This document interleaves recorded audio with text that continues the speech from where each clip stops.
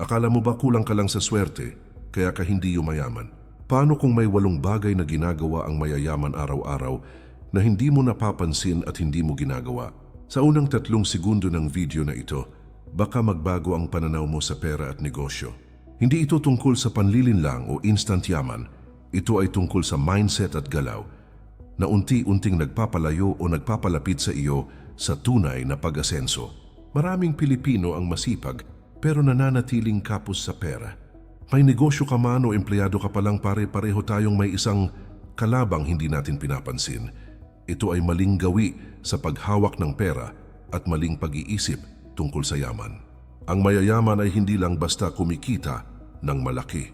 May sistema silang sinusunod na bihirang ituro sa paaralan o marinig sa simpleng usapan. Bago tayo magsimula, iniimbitahan kita na mag-subscribe sa ating channel para lagi kang updated sa mga bagong videos na aking gagawin. Paki-like na din ito at share sa iyong mga kaibigan. At tuklasin natin kung paano umasenso sa buhay. Kung seryoso kang baguhin ang iyong kinabukasan, kailangan mo munang buksan ang isip mo. Hindi lahat ng maririnig mo ay komportable, pero lahat ng ito ay totoo. At dito nagsisimula ang tunay na pagbabago sa pera at sa buhay. Ang mayayaman ay iba mag-isip tungkol sa oras, gastos at oportunidad. Para sa kanila, ang bawat desisyon ay may katumbas na epekto sa hinaharap. Hindi sila basta sumusunod sa uso o pressure ng paligid. Mas inuuna nila ang pangmatagalang benepisyo kaysa panandali ang saya. Ito ang dahilan kung bakit habang ang iba ay nauubos ang pera, sila ay patuloy na dumadami ang yaman. Sa video na ito, bubuksan natin ang mata mo sa 8 bagay na ginagawa ng mayayaman araw-araw. Mga bagay na maaari mo ring simulan kahit wala kang malaking puhunan. Hindi mo kailangan maging henyo o may koneksyon sa politika. Ang kailangan mo lang ay disiplina, tamang kaalaman at lakas ng loob na magbago. Kung handa ka nang umangat, simulan natin ang paglalakbay mo tungo sa mas maayos na kinabukasan. Una, may malinaw silang direksyon sa pera. Alam ng mayayaman kung saan talaga papunta ang bawat pisong pumapasok sa kanilang buhay. Hindi sila nabubuhay sa bahala na kung anong matira sa sweldo o kita kada buwan. May malinaw silang layunin kung bakit sila kumikita ng masipag at kung bakit sila nag-iipon ng tuloy-tuloy. Para sa kanila, ang pera ay isang kasangkapan para bumuo ng mas maayos na kinabukasan at hindi lang panggastos. Ito ang unang napakalaking pagkakaiba nila kumpara sa karamihan ng tao sa lipunan. Hindi sila gumagastos ng biglaan o dahil lang sa emosyon at pansamantalang saya. Bago sila bumili, tinatanong muna nila ang sarili kung ito ba ay tunay na kailangan o gusto lang. Iniisip nila ng mabuti kung ang gastos ba ay makakatulong sa paglaki ng pera o magiging pabigat sa hinaharap. Dahil dito, bihira mong makikitang lubog sa utang ang mga taong tunay na marunong humawak ng pera. Ang disiplina sa paggastos ang isa sa pinakamatibay na pundasyon ng kanilang pagyaman. May malinaw silang sistema sa pag-iipon kahit maliit pa ang kinikita sa simula. Hindi nila hinihintay na maging malaki ang sahod o negosyo bago sila magsimulang magtabi ng pera.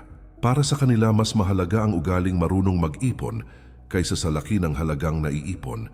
Unti-unti nilang sinasanay ang sarili na maging responsable at disiplinado pagdating sa pera. Sa ganitong paraan, nagiging natural at tuloy-tuloy ang pagyaman sa paglipas ng panahon. Ang mayayaman ay sadyang naglalaan ng oras para pag-aralan at unawain ang pera. Nagbabasa sila at nakikinig tungkol sa negosyo, investment at tamang pamamahala ng kinikita. Hindi sila basta umaasa lang sa payo ng kaibigan o kwento ng kapitbahay. Alam nila na ang kaalaman tungkol sa pera ay isang puhunan na hindi mananakaw ni numan. Habang ang iba ay abala sa aliw at libangan, sila ay tahimik na patuloy na natututo. Sa kanilang araw-araw na pamumuhay, inuuna nila palagi ang pangmatagalang benepisyo. Hindi sila basta nadadala ng uso-inggit o pressure na nakikita sa social media. Malinaw sa kanila na ang tunay na yaman ay binubuo sa tamang oras at tamang hakbang. Mas pinipili nila ang tahimik, ngunit siguradong pag-asenso kaysa sa pansamantalang pagpapakita ng yabang. Dito nagsisimula ang malaking agwat ng pag-iisip ng mayayaman at ng karaniwang tao. Ikalawa, inuuna nila ang pag-invest sa sarili. Ang mayayaman ay hindi agad nagsisimula sa pera, kundi sa pagpapalakas ng sarili nilang kakayahan at kaalaman. Malinaw sa kanila na ang pinakamalakas na puhunan sa anumang negosyo ay ang isip na marunong mag-isip at magdesisyon ng tama. Kaya handa silang gumastos ng oras at pera para sa pag-aaral, training at bagong skills na direktang makakatulong sa pagkita. Hindi nila ito tinitingnan bilang sayang na gastos, kundi bilang hakbang papunta sa mas malaki at mas matatag na oportunidad. Para sa kanila, ang sarili ang unang negosyo na dapat palaguin bago ang lahat. Marami sa kanila ang patuloy na nagbabasa ng libro, kahit pagod na matapos ang mahabang araw ng trabaho. May sinasadya silang oras para makinig sa mentors at mga taong mas may malalim na karanasan sa pera at negosyo. Alam nila na ang kaalamang nakuha ngayon ay maaring magbigay ng mas malaking kita sa mga susunod na taon. Hindi sila nahihiyang aminin sa sarili nila na may mga bagay pa silang hindi pagganap na nauunawaan. Sa halip na ma-frustrate, ginagawa nila itong dahilan para mas magsikap pang matuto araw-araw. Hindi sila natatakot gumastos para sa seminars, online courses at personal development programs na may malinaw na silbi. Para sa kanila, mas mahal ang manatiling walang alam kaysa gumastos sa tamang kaalaman na magbubukas ng pinto. Habang ang iba ay inuuna ang luho at pansamantalang kasiyahan, inuuna nila ang paghusay at pagtaas ng sariling halaga. Alam nila na ang pera ay madaling maubos kapag walang direksyon, pero ang skill ay pwedeng paramihin at palaguin. Ito ang dahilan kung bakit kaya nilang bumangon muli kahit mawala man ang kanilang pera minsan. Ang mayayaman ay bukas ang isipan sa pagbabago at sa mga bagong paraan ng pagkita sa makabagong panahon. Hindi sila nananatili sa iisang skill lang kapag alam nilang may mas epektibong paraan para mas lumaki ang kita. Handa silang magsimula ulit bilang baguhan kahit matanda na o kahit may naabot na silang tagumpay. Para sa kanila, ang pag-unlad ng sarili ay isang proseso na hindi kailanman natatapos. Ito ang nagbibigay sa kanila ng malaking lamang laban sa karamihan ng tao. Sa konteksto ng mga Pilipino, napakahalaga nito dahil hindi laging sapat ang sipag at tiyaga lamang. Kailangan mo ring maging wais, handang mag-adjust at bukas sa patuloy na pagkatuto sa mabilis magbago na mundo. Kung gusto mong tumaas ang kita, kailangan mo munang taasan ang halaga at kakayahan ng sarili mo. Kapag mas marami kang alam at kayang gawin, mas maraming oportunidad ang natural na lalapit sa iyo. Ganito mag-isip ang mayayaman at dito talaga nagsisimulang magbago ang direksyon ng buhay. Ikatlo, may sistema sila sa pagkita ng pera. Ang mayayaman ay hindi lang umaasa sa iisang pinagkukunan ng kita sa buong takbo ng kanilang buhay. Malinaw sa kanila na napakadelikado ang umasa lamang sa isang sweldo o sa isang negosyo lang. Kaya maaga pa lang ay sinisimulan na nilang bumuo ng sistemang kayang kumita kahit wala sila palagi. Iniisip nila araw-araw kung paano kikita ang pera kahit sila ay natutulog o nakatuon sa ibang gawain. Para sa kanila, ang tunay na yaman ay may kakayahang magtrabaho ng tuloy-tuloy kahit wala ka. Hindi sila kontento sa aktibong kita kung saan oras lang ang kapalit ng pera. Unti-unti nilang binubuo ang mga pinagkukunan ng passive o leveraged income sa matalinong paraan. Maaring maliit na negosyo, investment o digital na produkto lamang ito sa umpisa. Hindi nila minamaliit ang maliit na simula dahil alam nilang pwede itong lumaki sa tamang proseso. Ang mahalaga para sa kanila ay may sistemang pwedeng ulitin, palakihin at patibayin. Ang karamihan sa Pilipino ay nasasanay sa isang buwan ng sweldo at doon lang umiikot ang buhay. Pero ang mayayaman ay sanay mag-isip ng iba-ibang paraan para dumami ang daluyan ng pera. Habang ang iba ay naghihintay ng petsa ng sahod, sila ay aktibong naghahanap ng oportunidad. Hindi sila agad sumusuko kahit maliit pa ang kita at mabagal ang simula. Alam nila na ang isang sistema ay kailangang alagaan, pagtiyagaan at palaguin bago magbunga. May malinaw silang proseso bago pumasok sa anumang uri ng pagkakakitaan. Pinag-aaralan muna nila ang galaw ng pera, ang posibleng risk at ang inaasahang balik. Hindi sila basta sumasabay sa uso dahil lang may kakilala silang kumita dito. Mas inuuna nila ang malinaw na plano at tamang oras kaysa mabilisang resulta. Ito ang isa sa mga dahilan kung bakit mas tumatagal ang kanilang negosyo at investment. Sa maayos na sistema, nagiging mas malaya ang oras at galaw ng mayayaman. Nagkakaroon sila ng sapat na panahon para mag-isip ng mas malalaking hakbang sa buhay at negosyo. Hindi sila laging pagod dahil hindi lahat ng kita ay nanggagaling sa pisikal na trabaho. Mas nagiging kontrolado nila ang direksyon ng kanilang kinabukasan at desisyon. Ganito mag-isip at kumilos ang mayayaman, kaya lalo pang lumalawak ang pagitan nila sa karamihan. Ika-4, marunong silang kontrolin ang emosyon pagdating sa pera. Ang mayayaman ay hindi basta-basta nagpapadala sa emosyon kapag usapang pera at mahahalagang desisyon sa buhay. Hindi sila bumibili ng mga bagay dahil lang naiinggit sila sa nakikita ng iba, lalo na sa social media. May kakayahan silang huminto muna mag-isip ng malinaw at suriin ang sitwasyon bago maglabas ng pera. Alam nila na ang emosyon ang isa sa pinakamabilis at pinakadelikadong dahilan ng maling desisyon sa pera.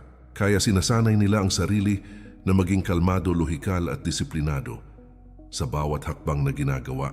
Kapag kumikita sila ng malaki, hindi agad sila nagiging kampante o pabigla-bigla sa paggastos. Hindi rin sila agad natataranta kapag nalulugi o bumababa ang kita sa isang partikular na panahon. Sa halip ay tinitingnan nila ang ganitong sitwasyon bilang normal at bahagi ng proseso ng pagyaman. Hindi nila hinahayaan na sobrang saya o matinding takot ang magdikta ng kanilang mga kilos. Ito ang dahilan kung bakit mas steady at kontrolado ang galaw ng pera sa kanilang buhay. Maraming Pilipino ang napapadalas ang pagbili kapag masaya at ang pangungutang kapag nahihirapan. Pero ang mayayaman ay marunong maghiwalay ng emosyon at ng tamang financial na desisyon. Kapag may problema, hindi sila agad gumagawa ng desisyong puno ng stress at pagsisisi sa huli. Mas inuuna nila ang pag-unawa sa ugat ng problema kaysa humanap ng mabilisang solusyon. Dahil dito, mas bihira silang mapunta sa paulit-ulit na financial na pagkakamali. Sa negosyo at investment, malinaw sa kanila na may pagtaas at pagbaba na bahagi ng laro. Hindi sila agad sumusuko o umaalis. Kapag bumaba ang kita o may naranasang pagkatalo, tinitingnan nila ang bawat pagkakamali bilang mahalagang leksyon na pwedeng pagkunan ng kaalaman. Mas lumalawak ang kanilang karanasan at kakayahan sa bawat problemang nalalagpasan. Dahil dito, mas tumitibay ang kanilang loob at diskarte pagdating sa pera at negosyo. Sa paglipas ng panahon, nagiging mas disiplinado ang kanilang pag-iisip pagdating sa paghawak ng pera. Mas nagiging malinaw sa kanila kung alin ang desisyong dapat gawin at alin ang mas mabuting iwasan. Hindi sila basta nadadala ng takot, inggit o sobrang kumpiyansa sa sarili. Ang emosyon ay hindi nila hinahayaan na mangibabaw, kundi bagay na kanilang kinokontrol. Ganito mag-isip ang mayayaman, kaya nagkakaroon sila ng pangmatagalang katatagan at kapayapaan sa yaman. Ika-5, marunong silang pumili ng tamang kapaligiran at mga tao. Ang mayayaman ay napakamaingat sa pagpili ng mga taong palagi nilang nakakasama sa araw-araw na buhay. Alam nila na ang pag-iisip, ugali at paniniwala ng paligid ay may malaking impluensya sa kanilang mga desisyon sa pera. Hindi sila palaging nakikisama sa mga taong puro reklamo negatibo at walang malinaw na direksyon sa buhay. Mas pinipili nilang makasama ang mga taong may pangarap, malinaw na layunin at handang kumilos para umunlad. Para sa kanila, ang tamang kapaligiran ay isang tahimik ngunit napakalakas na uri ng puhunan.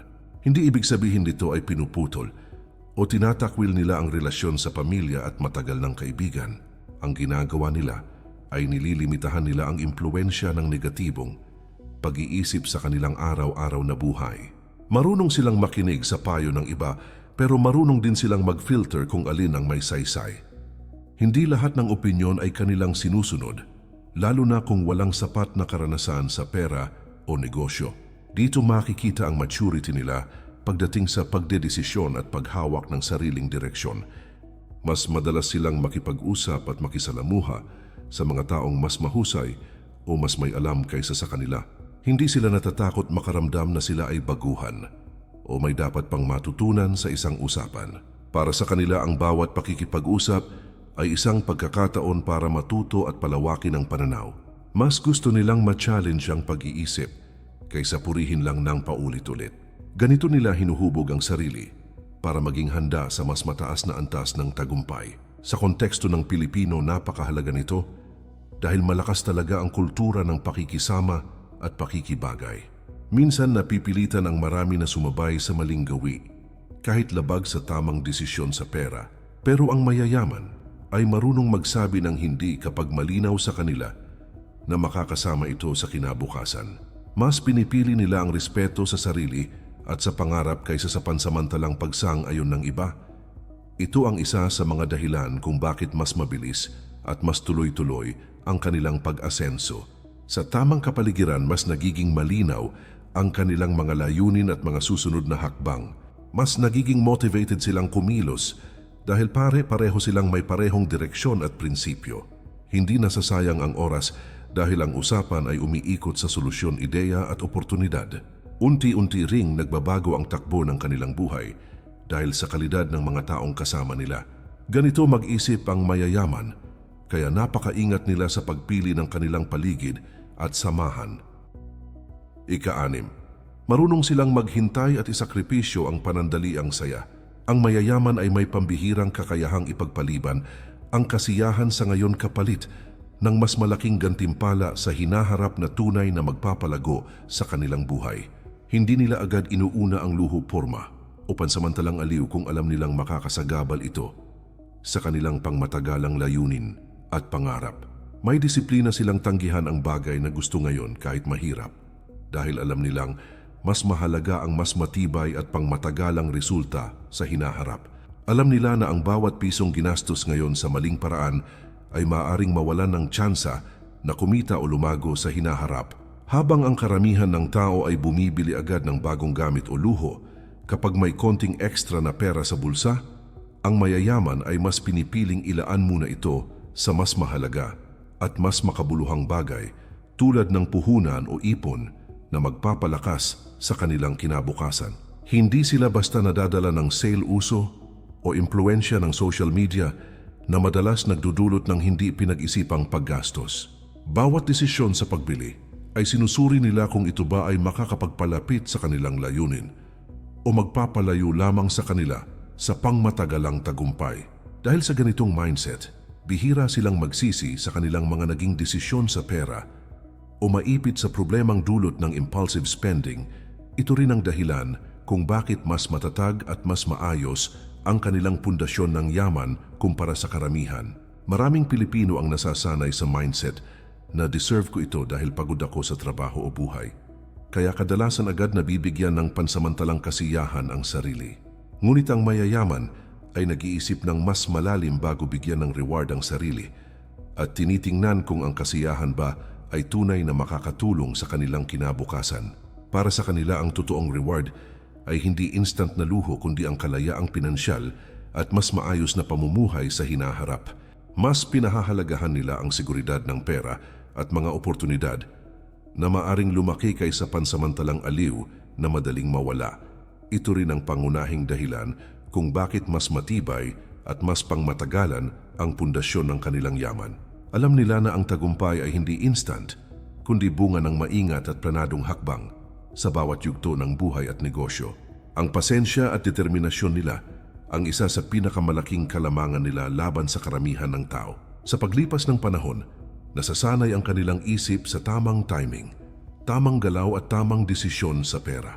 Hindi sila alipin ng emosyon, tukso o kagustuhan ng mabilisang resulta na kadalasan nauuwi sa pagkasira ng pera. Ang kakayahang maghintay, magplano at isakripisyo ang pansamantalang kasiyahan ay nagiging susi nila sa mas malalaking oportunidad at pangmatagalang tagumpay. Ganito mag-isip at kumilos ang mayayaman, kaya mas matagal, mas matibay, at mas malaki ang kanilang naabot sa buhay at yaman. Ika-7, marunong silang magplano at magtakda ng malinaw na layunin.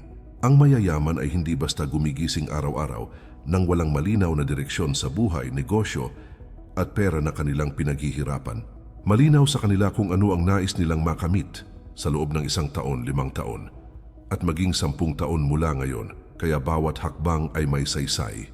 Bawat kilos, desisyon at aksyon sa kanilang buhay at negosyo ay nakaayon sa malinaw na layunin na kanilang matiyagang itinakda at pinaghahandaan.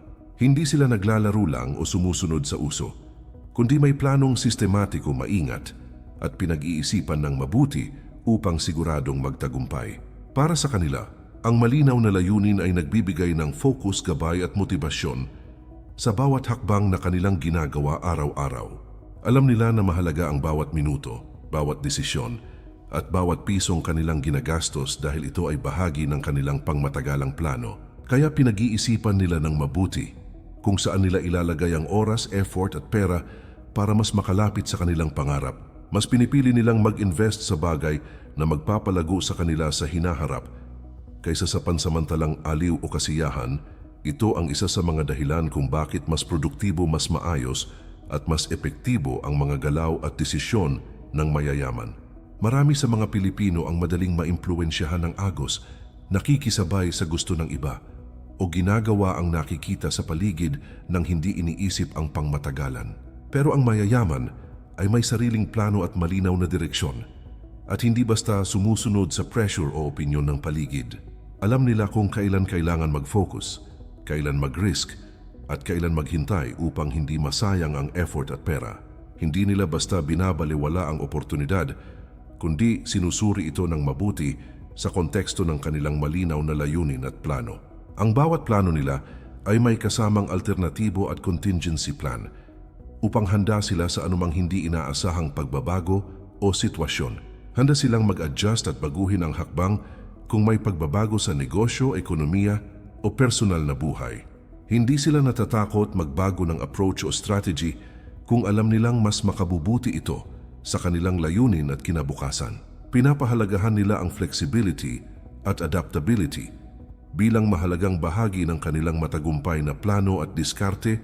Ito rin ang dahilan kung bakit mas ligtas, mas matatag at mas mabilis ang pag-asenso ng kanilang pera at negosyo kumpara sa karamihan.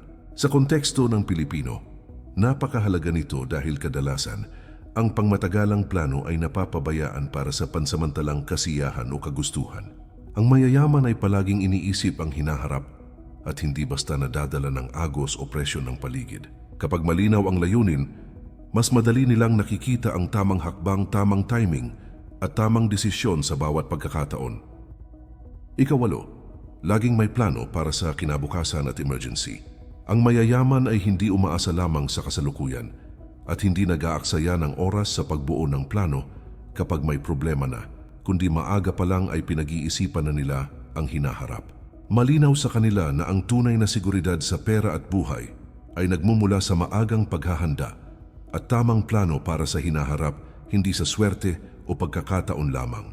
Bawat hakbang nila sa negosyo, investment at pamamahala ng pera ay isinasaalang-alang kung paano ito makakaapekto sa susunod na taon, 5 taon o maging dekada. Hindi nila hinahayaan na ang biglaang pangyayari tulad ng pagkawala ng trabaho, krisis sa negosyo o emergency sa pamilya ang magdala sa kanila sa kahirapan at pagkatalo. Para sa kanila, ang maagang paghahanda ay hindi lang paraan para makaiwas sa problema, kundi isang matalinong estratehiya para mas mapalago at mapanatili ang yaman sa pangmatagalan. Hindi sila umaasa at nagtitiwala lamang sa swerte, agos ng buhay o kung ano ang mangyayari sa susunod na buwan. May nakahandang emergency fund, diversified investments, at proteksyon sa kanilang assets na kayang sumalo sa mga hindi inaasahang gastusin o crisis. Hindi sila pabigla-bigla sa paggawa ng desisyon kapag may financial challenge dahil may planado at sistematikong hakbang silang sinusunod.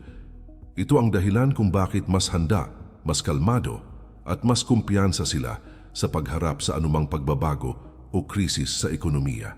Maraming Pilipino ang naiipit sa utang, kulang sa ipon o naguguluhan tuwing may hindi inaasahang pangyayari sa buhay.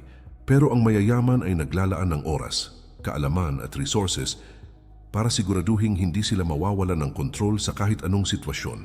Ang emergency fund insurance at diversified investments nila ay parang safety net na nagbibigay sa kanila ng kapanatagan ng isip sa lahat ng oras. Hindi nila kailangang mangutang o humingi ng tulong sa oras ng kagipitan. Dahil handa sila sa bawat posibleng senaryo, ito rin ang nagiging dahilan kung bakit mas matatag, mas maaasahan at mas pangmatagalan ang kanilang yaman kumpara sa karamihan. Sa negosyo at investment, malinaw nilang nakikita ang halaga ng contingency plan, risk management at tamang estratehiya bago pumasok sa anumang proyekto. Hindi sila basta sumusugal o nag-i-invest ng walang backup plan, alternatibong hakbang o malinaw na pagsusuri ng risk. Ganito nila pinapalakas at pinapalago ang kanilang negosyo at pera upang laging handa sa anumang hamon at pagbabago sa pang-araw-araw na buhay. Ang maayos at malinaw na plano para sa hinaharap ay nagbibigay ng direksyon, kapanatagan at kalinawan sa bawat hakbang na kanilang ginagawa. Mas nagiging organisado at produktibo ang pamumuhay nila dahil alam nilang may kasiguraduhan sa likod ng bawat hakbang at desisyon. Ang kakayahang magplano ng maaga at maghanda para sa emergency ay isa sa pinakamahalagang lihim ng mayayaman upang manatiling lumalago, ligtas at matatag ang kanilang yaman. Kung iniisip mo na ang yaman ay para lamang sa ilan at hindi para sa iyo, oras na para baguhin ang pananaw na iyon. Ang bawat galaw, mindset at diskarte ng mayayaman na tinalakay natin ay pwedeng mong simulan kahit ngayon. Hindi ito magic trick o instant na solusyon, kundi mga hakbang na kayang sundan ng sino man na may disiplina at determinasyon. Bawat numero, bawat prinsipyo at bawat gawi ay naglalayong palakasin ang iyong kakayahan, pag-iisip at paraan ng pamamahala sa pera. Kung handa ka ng magbago at gumawa ng hakbang tungo sa mas maayos at mas ligtas na kinabukasan, simulan mo ito sa maliit na paraan ngayon. Tandaan, ang tunay na yaman ay hindi nasusukat sa laki ng bahay, kotse o luho, kundi sa kakayahan mong pamahalaan ang pera, gumawa ng tamang desisyon at palaguin ang sarili. Ang mayayaman ay hindi ipinanganak na handa sa pera, kundi natutong mag-isip, magplano at kumilos ng may disiplina at pananaw sa hinaharap. Ngayon, nasa iyo na kung pipiliin mong simulan ang pagbabago at sundan ang mga prinsipyong ito sa buhay mo.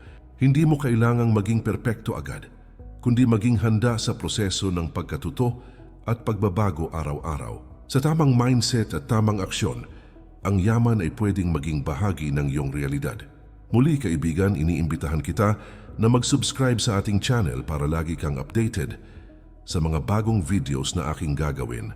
Paki-like na din ito at share sa iyong mga kaibigan at tuklasin natin kung paano umasenso sa buhay.